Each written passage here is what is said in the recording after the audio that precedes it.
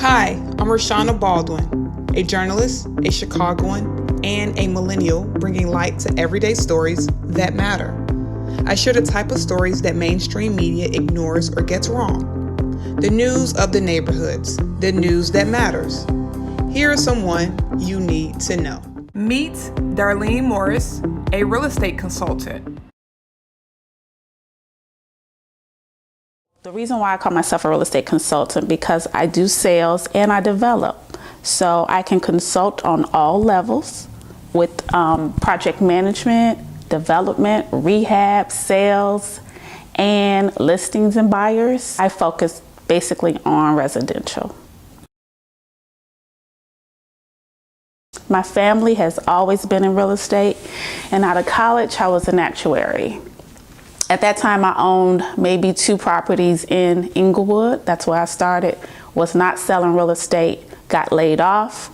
An older cousin of mine was selling real estate, and she told me just take the exam, and that's how I got my license, and here I am today. I think the most of the barriers comes from Chicago being a segregated city.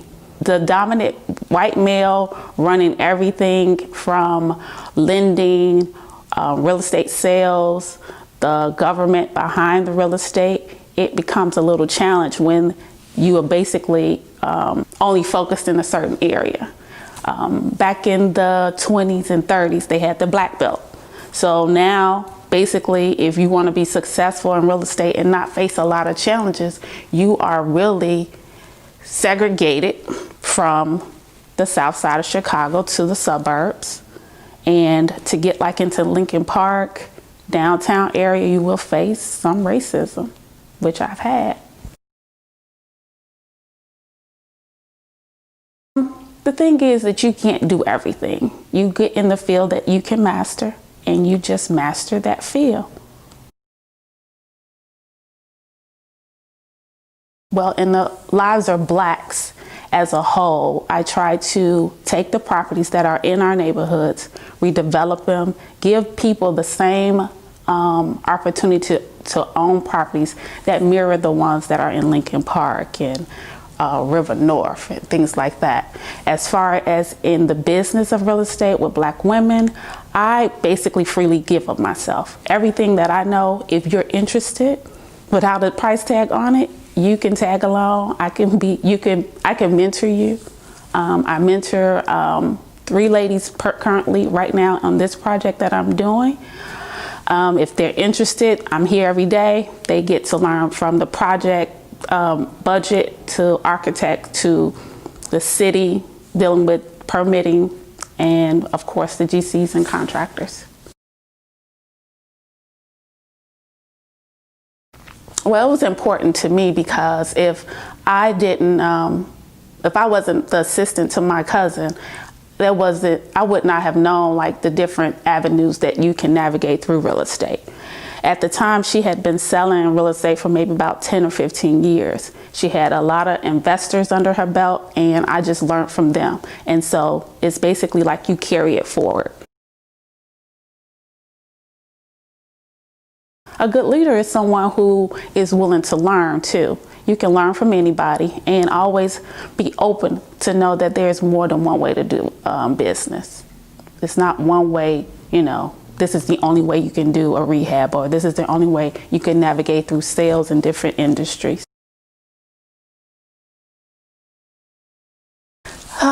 Always. So like, I had partnered up with a gentleman in one of my projects. As soon as the other subcontractors knew I was on the job, the pricing went up. They were somewhat resisting doing things the way that I wanted it done, but mostly I experienced pricing. They look at me and figure, oh, she can pay more than the counterpart of a Black male or a white male.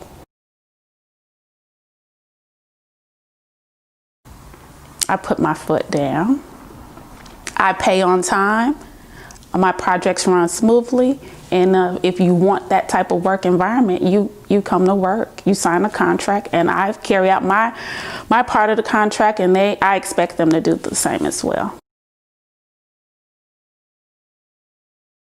I'll be very cocky to say I did, but the truth is I have always worked in male-dominant fields, and even in school, I was one of the only black women. I went to DePaul for grad school and sat there with the class full of white men. So I knew going into any industry that they will be there, and I have to learn how to integrate myself into the field.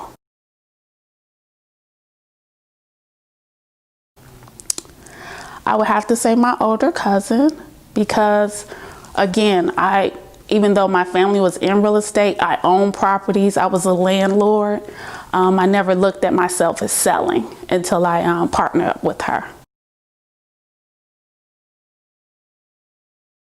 I am most proud of when I basically finish a rehab and the clients or customers walk in and basically they are taken back about what the details I put into a project.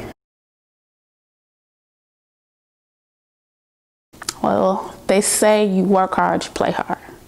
And that's my theory. If I work 12-hour days, 7 days a week, I make sure that I give myself that same time. I also work with great people that if I'm not around, the job won't stop. With this industry, I think the best thing to know is to be very diverse in your knowledge base. The more you know, the more profitable you would be. There is a lot of programs going around saying that you can rehab a house and don't have any money. No, you need to, whatever you do, you need to invest in yourself. You have to invest knowledge, money, and time. And without those three things, you're not going to be successful. Anybody can be lucky and come up on a house and slap some paint on the wall, some carpet on the floor, and sell it. But as far as your business growing, what would you do next? How would you budget the next project that actually gets bigger?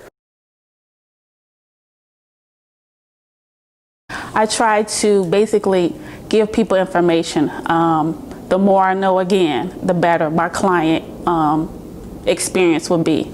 That means if I know about grant programs, different bank programs, lending, the areas, what's the after rehab values of other projects going on in the neighborhood, all of that plays into a successful transaction with a buyer.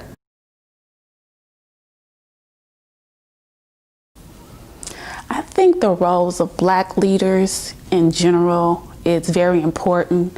We have to basically put ourselves out there to be role models for the kids that look up to us.